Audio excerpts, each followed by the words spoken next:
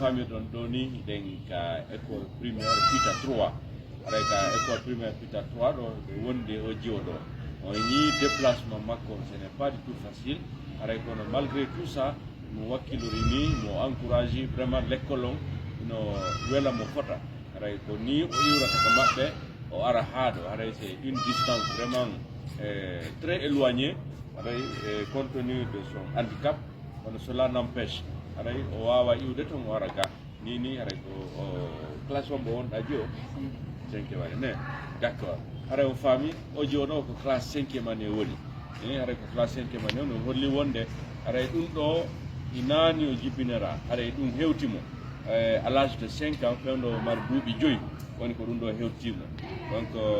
fewndo saydo non aray déplacement makko no sakki fota yi'ugol ka suudu araka l'école ma yiwa ka l'école araka suudu aray ko no wiyeteda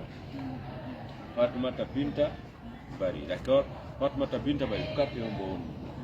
Afia ne Afia non ka l'école lo aray dum battondira aray distance on no poodi no muuti donc aray den tori ballal fi ko fewti o joomeden do parce que l'école on no wela mo fota mo hidi l'école on fota na seeda donc so hebi ko wallitomo fino hebira déplacement makko o araka l'école gosko ma do e façon go aray vraiment ko hunde pour tande mo wallitade pour tamo wakkilinde fi ko fewti argo mo ka l'école o si tawi kadi o handicap do ara ya une possibilité d'opérer si il y a une possibilité ade ngandi fendo saydo médecine c'est tellement développé tawata piiji buyno ton wawata wadde tawa en sikka en miija wawa e wadde hara c'est vraiment très miraculeux pour certains kono hara kamɓe o e gandal maɓɓe woni ko wawi ɓe newnande ɗum tawi ɗe koyɗe makko ɗo ara ɗum ɗo kadi wawa opérede ara ɗum wawa fewde aray vraiment ɗum ɗon kadi c'est pas grave haray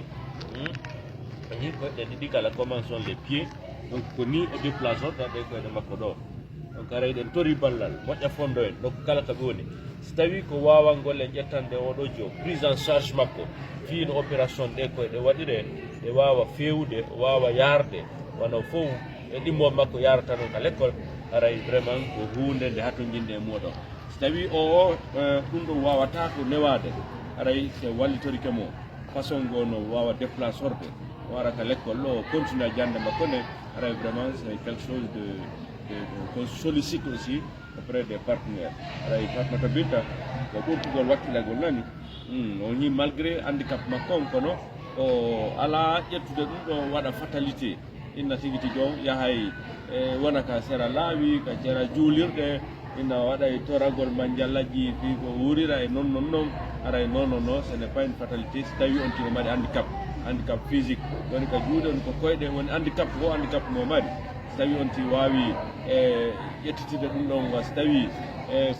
ko force aray ɗen tañini sifa buyi e ɓeeɗo iway ka laawi jokka goɗɗum woni métier woni ka l'école aray vraiment ko ɓurtugo wakkilago nani elle fait la 5e année école primaire pita 3 ɗo aray en ɓurtimo wakkilinde en wattimo kadi e juuɗe partenaire men ɓe fof